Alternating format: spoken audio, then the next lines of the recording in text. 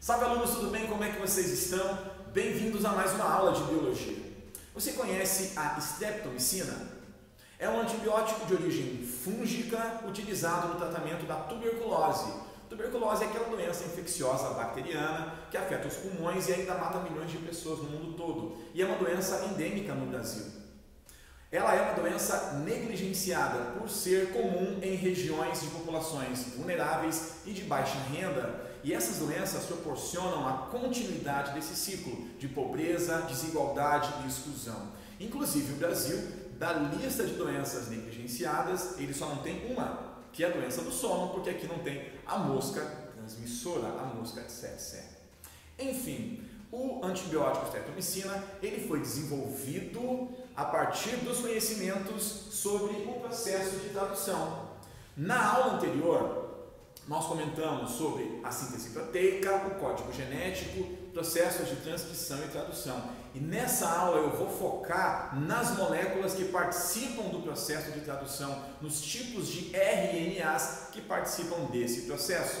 Os antibióticos agem impedindo a síntese proteica em bactérias. Portanto, quer terminar esse assunto? Vamos entender o final do processo de síntese proteica?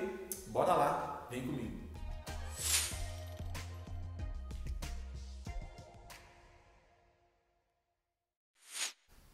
Nós entendemos que a síntese proteica é a produção de proteínas que acontecem nas células. É a união de aminoácidos formando uma cadeia polipeptídica a partir de uma receita contida no DNA. Essa sequência de aminoácidos tem que ser específica, ela é específica e ela é direcionada pela informação contida nos genes, no DNA, naquelas regiões codificantes.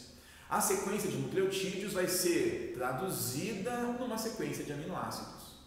Vimos que antes disso acontece a formação de uma cópia, a produção de uma molécula chamada RNA-M ou RNA mensageiro, que é uma cópia modificada da informação contida no DNA. Por que modificada? Porque ela tem uracila no lugar da timina. Lembra disso?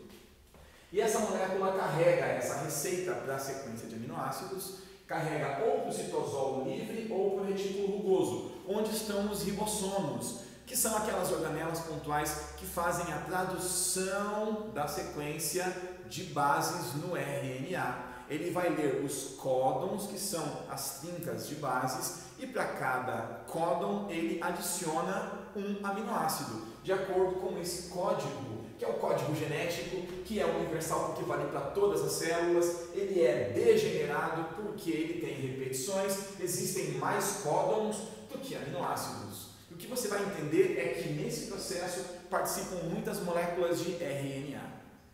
Olha só, o RNA é aquela molécula linear, sem pareamento, é um ácido nucleico, e enquanto o DNA fica no núcleo, lá, portando a informação, quem coloca a mão na massa é o RNA. E existem muitos tipos de RNA. Você conheceu dois por enquanto: o RNA mensageiro e o RNA ribossômico. Como assim, professor? O ribossomo ele é formado de RNA e proteínas. Eles são produzidos lá no nucleolo. Então, esse RNA que forma o ribossomo é o RNA-R. O RNA-M é o RNA que contém a sequência de códons para a tradução. E você vai conhecer o RNA-T, que é o RNA transportador, quem transporta os aminoácidos para o ribossomo. Como é que os aminoácidos são colocados numa sequência? Quem transporta eles? A molécula de RNA-T. Então vamos entender como essas moléculas interagem na produção da proteína. Beleza? Uma vez que a molécula de DNA tenha sido transcrita na forma de um RNA, esse RNA-M ele fica disponível para a tradução. É importante mencionar, olha só, que esse RNA, como sai do núcleo, ele ainda vai ser processado. Algumas regiões vão ser eliminadas desse RNA, num processo chamado de edição ou splicing. É como se fosse uma grande gravação e alguns pedaços fossem removidos, e esse RNA final é quem contém as sequências que vão ser traduzidas. As sequências que são eliminadas são chamadas de introns. Introns, pensa assim, ó, são sequências intrometidas. E essa edição, a remoção dos introns, forma a molécula de RNA que vai ser traduzida. Importante que o mesmo gene, olha só, gente, uma coisa interessante e nova, tá? O mesmo gene em células diferentes pode ter splicings diferentes. Então, a partir da mesma sequência de DNA lá no gene, você pode ter proteínas diferentes, tá? Com edições diferentes. Mas, enfim, uma vez que esse RNA fique disponível, quem vai fazer a tradução é a molécula do ribossomo. O ribossomo ele é formado de duas subunidades. Essa coisinha azul que parece um cogumelo é o ribossomo. Muito prazer. Ele tem uma subunidade menor e uma subunidade maior que ficam separadas quando ele não está traduzindo. Essas duas subunidades elas vão se juntar quando a subunidade menor se encaixar no RNA mensageiro. E isso acontece pelo códon de iniciação. A ligação do ribossomo na parte menor acontece a ligação com o RNA mensageiro quando um transportador identifica essa sequência de iniciação, que é a sequência AUG. Comentei com vocês que toda proteína tem como início, como aminoácido principal, o aminoácido metionina, porque esse é o códon de iniciação. Então, quando o RNA-M localiza essa sequência, você vai ter a união da segunda subunidade na metade maior. Tá bom? Até aqui? Então, a partir daqui, começa o processo. E o ribossomo vai percorrendo essa fita como se fosse uma receita. Ele vai lendo a receita e vai adicionando aminoácidos, formando a cadeia polipeptídica. O RNA ele tem pelo menos 2 locais de ligação, ou 2 sítios de ligação, 2 sites. Nesses locais vão se ligar as moléculas que transportam o aminoácido. Porque o ribossomo é como se fosse um cozinheiro. Ele vai ler a receita, mas para montar o produto ele tem que ter os ingredientes. Percebe isso? E quem traz para ele os ingredientes? São os seus auxiliadores, são os RNA transportadores. Vamos lá. O que é essa molécula de RNA-T? É uma molécula de RNA contorcida que tem aqui, numa das pontas, um sítio de ligação com aminoácidos.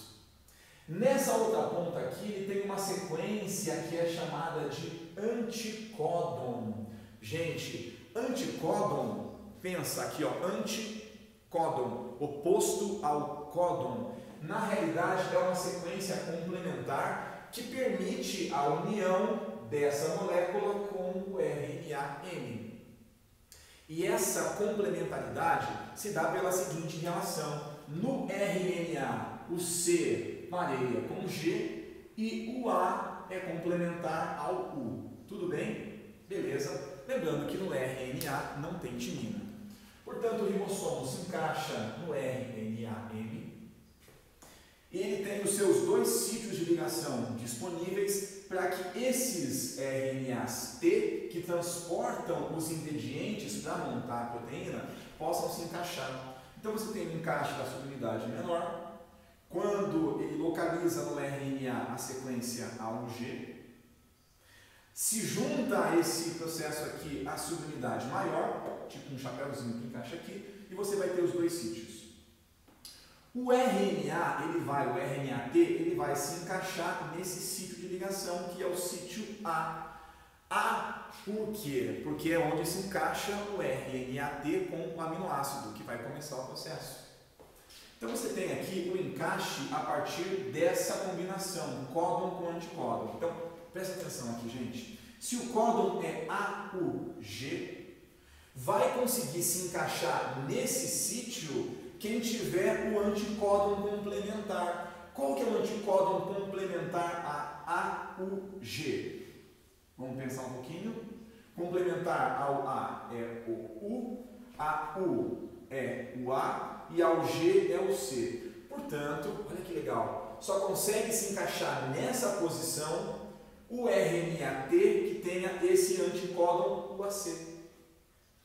E o RNA-T que tem um anticódon UAC, ele só carrega metionina.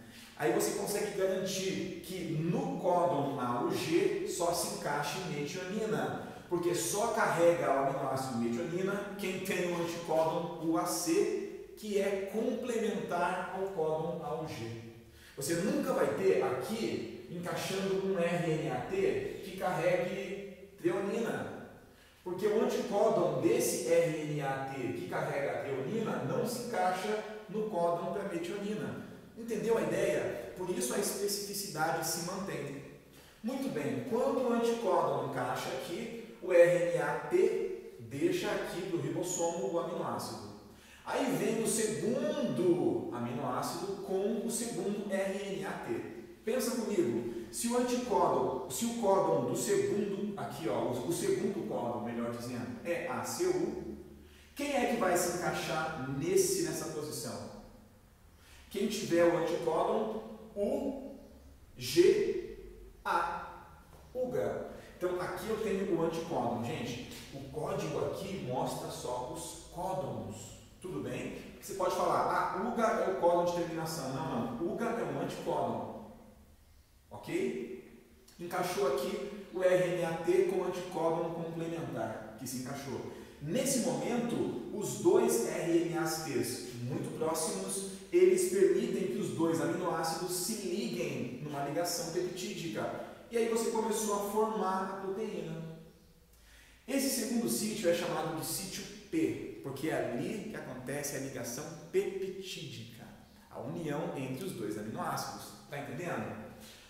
Pronto, consegui juntar os dois. O que acontece? O ribossomo ele dá um passo, dá um step adiante. Aí pensa, eu não vou desenhar isso daqui, mas ele vai para essa posição. Então esse anticódon aqui, esse RNA aqui, ele passa para a posição A, porque o sítio A vai até ele, e o sítio P fica livre, disponível para um próximo RNAT. Aí eu vou te perguntar, tá? Então aí esse daqui vai sair, o ribossomo anda um passo, esse passa para o sítio A e o sítio P fica livre, free, disponível, available, para poder receber mais um RNAT. Se o códon é CUG, gente, qual é o anticódon para CUG? Pensa comigo. CUG, eu vou ter GAC. Dá para encaixar esse RNAT aqui?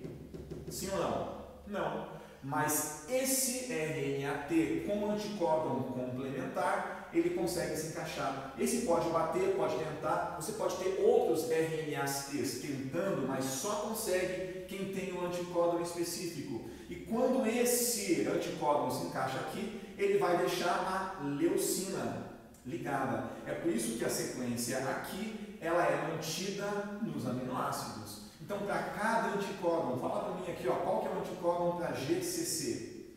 Você vai ter o anticódon, vamos colocar aqui, ó, embaixo, CGG, tá? Aí, qual deles eu vou olhar para saber qual é o aminoácido? Gente, sempre o códon, GCC, GCC.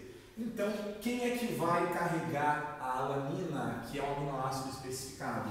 O RNAT que tiver a sequência de anticódon GCC e assim por diante. Portanto, revisando, o ribossomo permite que o RNAT se encaixe com o seu anticódon no códon correto. Isso permite a junção dos aminoácidos, porque você sempre vai ter pelo menos dois aqui. Aí ele vai andando, anda mais uma posição. Quem estava na posição A sai, quem estava na P vai para A e a P fica livre. Dá mais um passo, quem estava na A sai, quem estava na P vai para A e o novo P fica livre. E ele vai fazendo isso e vai juntando aminoácidos. Até quando? É indefinido esse processo? Não. Sempre você vai ter em um ponto do RNA-N alguma sequência que diga que o processo terminou. Ele é chamado de códon de terminação. E nesse caso, ele está aqui, ó. Esse códon UAG indica o fim. Quando chega nesse códon, os dois pedaços do RNA se soltam e você vai ter aqui, ó, a cadeia polipeptídica formada. Essa cadeia vai ser a proteína depois que ela tiver uma forma pré-definida. Tudo bem? Então entenda, gente, o anticódon é a sequência do RNAT. E esses RNAs todos participam em conjunto do processo de síntese proteica, tá bom? Seguindo a informação desse código genético que é universal, que funciona para todas as células. Alguma dúvida? Vou fazer depois com vocês algumas questões, tá? Em outro vídeo. Mas por enquanto, se você tiver dúvida, manda pergunta, pode me chamar, estou aqui para te ajudar. Muito obrigado pela sua atenção e até a próxima aula. Detona aí!